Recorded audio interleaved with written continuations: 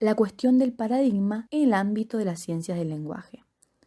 Adoptando la posición del Dr. Folari, concebiremos que las ciencias sociales son aparadigmáticas. La ausencia de paradigma también se observa en lo que llamamos ciencias del lenguaje, de manera que en el ámbito de las ciencias del lenguaje solo pueden hablarse de programas de investigación diversos que se refutan entre sí. Son una matriz de interrogación y dependerán de la concepción que se tenga de los hechos. Si el conjunto de investigaciones mantiene esta unidad de punto de vista, se dice que el programa es generativo. Los científicos que llevan adelante la investigación suelen estar circunscriptos a una institución. Desde esta perspectiva sociológica, el programa se llama escuela. Una escuela puede seguir existiendo aun cuando su programa no sea generativo. La lingüística ha querido convertirse en ciencia. Para lograrlo ha imitado modelos de ciencias ya constituidas. Simone postula que la lingüística ha hecho un esfuerzo inmenso para construir su objeto de estudio. Es difícil determinarlo ya que tiene una existencia psicológica y social. Con la llegada de Saussure se sientan las bases teóricas de la lingüística científica. Postula que la lengua es un sistema de signos con valores puros. Él mismo se entiende el signo como una unidad que tiene significado y significante y es arbitrario.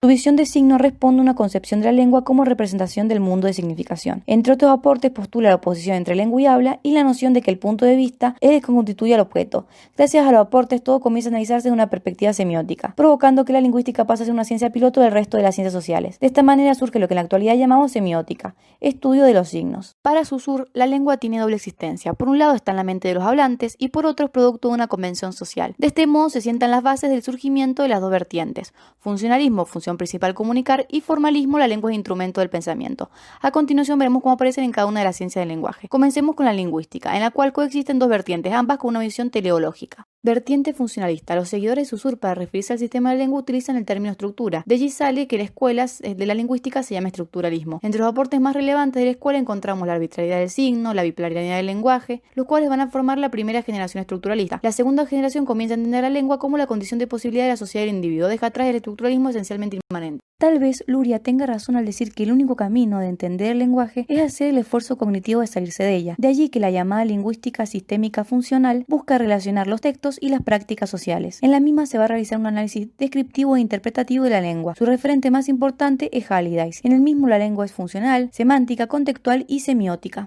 En la versión formalista encontramos a Chomsky, el cual dice que la especie humana trae en su patrimonio genético información lingüística, compuesta por principios generales de carácter universal y parámetros. La teoría lingüística general debe dar cuenta de la gramática universal y de la gramática de la lengua. El conocimiento sujeto a esas reglas se le llama competencia lingüística, la cual es innata. A la noción de competencia opone la idea de actuación, asimilable a la noción de Saussure. Chomsky, al formalizar su teoría, logra que algunos conocimientos lingüísticos se discutan en términos matemáticos. Toda gramática que se proponga formalizar la competencia lingüística se llama gramática generativa. Su objeto central es la capacidad que tenemos de comprender y producir enunciados antes nunca oídos. Se denomina creatividad. Chomsky va a considerar la lingüística como una rama de la psicología cognitiva. Los mismos consideran la competencia lingüística como un conjunto finito de recursos que permite generar un número indefinido de oraciones. Entonces los generativos entienden la lengua como un ente dinámico, a diferencia del estructuralismo. Tanto Chomsky como Saussure construyeron ficciones metodológicas de los objetos. Tienen por lo tanto una perspectiva de estudio idealista.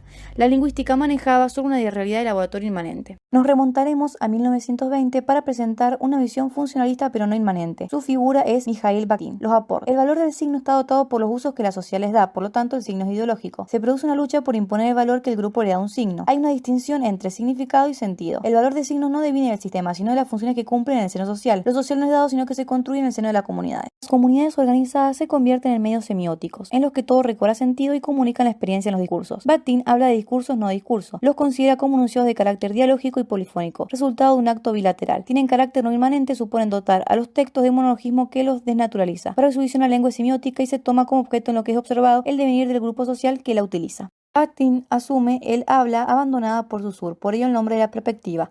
Kristeva, discípula de Bakhtin, perteneciente a la escuela de Tarú, postula la noción de intertextualidad, lo que promueve el advenimiento del post-estructuralismo. Entonces Bakhtin ha provocado ruptura en la tradición científica imperante. A continuación veremos la ciencia que tiene un amplio crecimiento en el marco post-estructuralista. También existen ambas vertientes en el campo de la pragmática. Vertiente formalista, encontramos los aportes de Spielberg y Wilson, los cuales postulan que todo intercambio verbal se hace tratando de conseguir el máximo beneficio al más bajo costo, y que para ello los hablantes solo dicen aquello que consideran más relevante. Se la denomina modelo de relevancia. Luego tenemos la vertiente funcionalista, la cual serán tres líneas teóricas. Primero se observa la lengua como una acción que se despliega en la comunicación. Primera, teoría de los actos del habla de Austin y Searle. Hablar es un acto intencional y hay cosas que los hombres hacen solo mediante palabras. Hay una participación activa del hablante y oyente. Otra teoría es de Grace, comunicación se establece gracias a la cooperación. Y la tercera línea es de Habermas, teoría de la acción comunicativa. Intenta dar cuenta de los principios que rigen el entendimiento entre los hablantes y el acto comunicativo. Sociolingüística. Se inscribe por completo en la vertiente funcionalista. En su inicio era una ciencia empírica, luego apareció Chomsky diciendo que no es la actuación lo que hay que investigar, sino la competencia. El factor ideológico no se encuentra ausente. En los años 80 se comienzan a hacer estudios interaccionales con el fin de saber cómo es el habla en contexto. En ese marco se llevó a cabo el estudio de la cortesía verbal. Siglo XX se desarrolla la sociolingüística crítica, abandona la perspectiva de que la lingüística no se debe intervenir para preservar la lengua a la que estudia.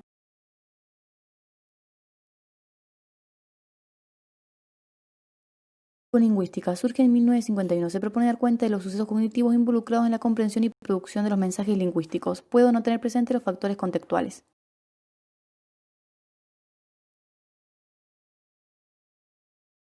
Análisis del discurso. El texto se convierte en un objeto de una investigación científica a partir de que se comienza a aceptar que en el ámbito científico existen elementos cuyo funcionamiento no responde al azar. El texto es complejo, dinámico y abierto. Dentro de la ciencia de la complejidad se encuentra.